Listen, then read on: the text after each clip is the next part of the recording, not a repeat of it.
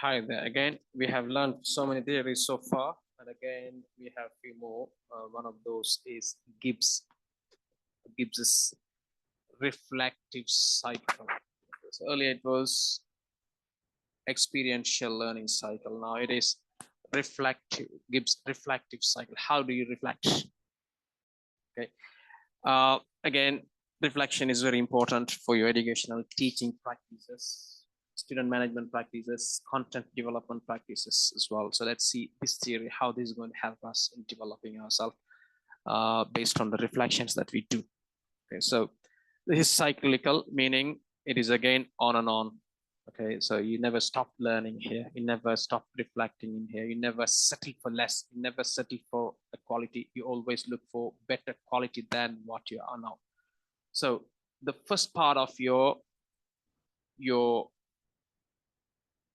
reflective cycle is this description. Describe about what happened. Okay, let's say you do a delivery, you make a presentation, describe what happened.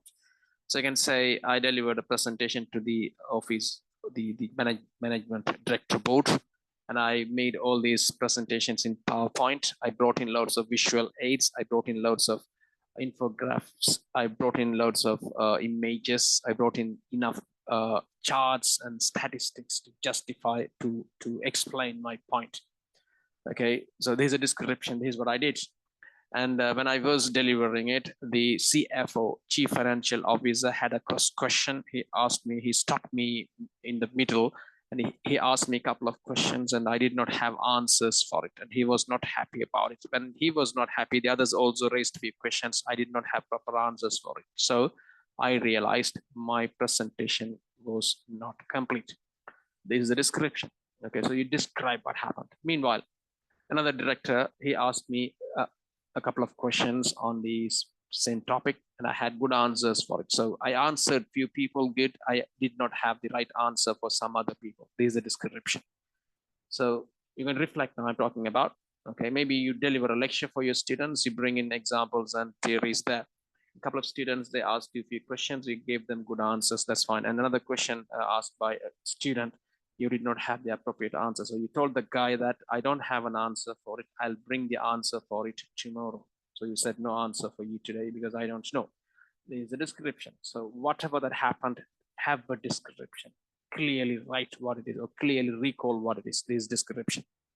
Now you're going to reflect on this one. Based on this description, how do you feel? Do you feel better? Do you feel odd? Do you feel bad? Are you happy about what you have done? Okay, how do you feel about the description about what you have done? There's the next part of it. So based on the feelings, you evaluate what went well and what could be improved, what went wrong. This evaluation of what you have done. So you can say 80% of my presentation was good, but 20% it didn't have enough information. 80% of the people were happy about my presentation, 20% were not good enough, not happy enough to understand my presentation. The message I delivered, it was good enough for most of the students. Some students, they did not understand what I delivered. These are all evaluation. So when you do this evaluation, what you do, you analyze, what can I do? How can we improve this? What sort of information was missing? What sort of information was overloaded? Did I take enough time? Did I use the appropriate explanation terminologies? Did I speak to everyone properly? Did I have my eye contact appropriate? Did I look around the crowd? Did I use the right body language? Whatever, analyze it. Okay, and based on the analysis, you conclude, okay, next time if I do this delivery, I should do this, I should not do that. This is your conclusion. Okay, based on this conclusion, when I mean conclusion, it is your theory now, what I should do, what I should not do. This is your conclusion. Okay, based on what I have learned, and based on this, you take your action plan. What am I going to do? How am I going to deliver? What are the tools that I'm going to use? What are the messages that I'm going to use? So have an idea about it and action, experiment it and go and deliver it second time. The second time delivery will be much, much better than the first one. Once you've done the second one, what you do, have a description about what you have done for the second time, have a feeling, evaluate it, analyze it, conclude it, and experiment. Action again. So you will be reflecting over your presentation. You will be reflecting over your lecturing over and over again, cyclical. So it gives us a reflective cycle. Okay, so that's what this is about. Okay, you have an exercise here. You have given a presentation to your school director board. Okay, you have given that already. You have another presentation to your school director board next week. So first was delivered yesterday, and another one coming up next week.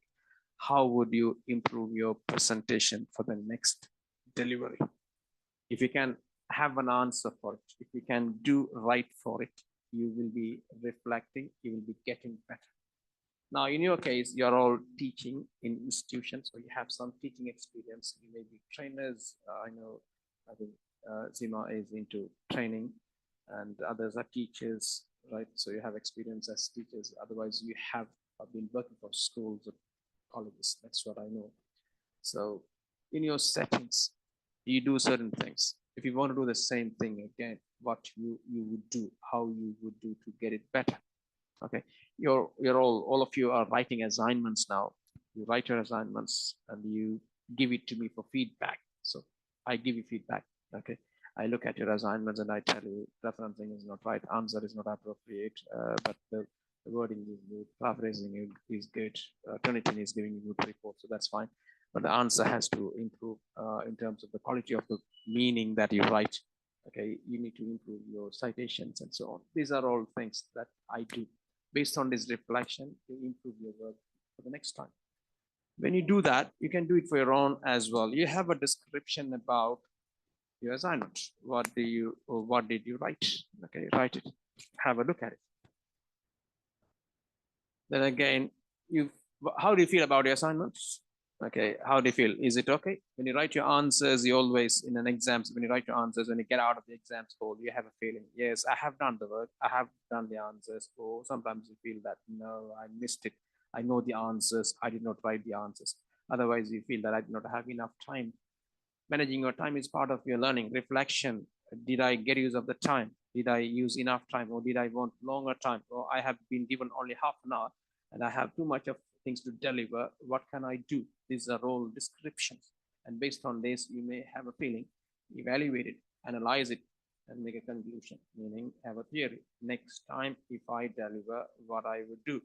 And finally, take action on all the conclusions that you made and do it, deliver it, execute it, experiment it. Then you will have another description of that one. Okay. So that is it on this theory. Thank you very much for joining us, and I see you later. Have a good day.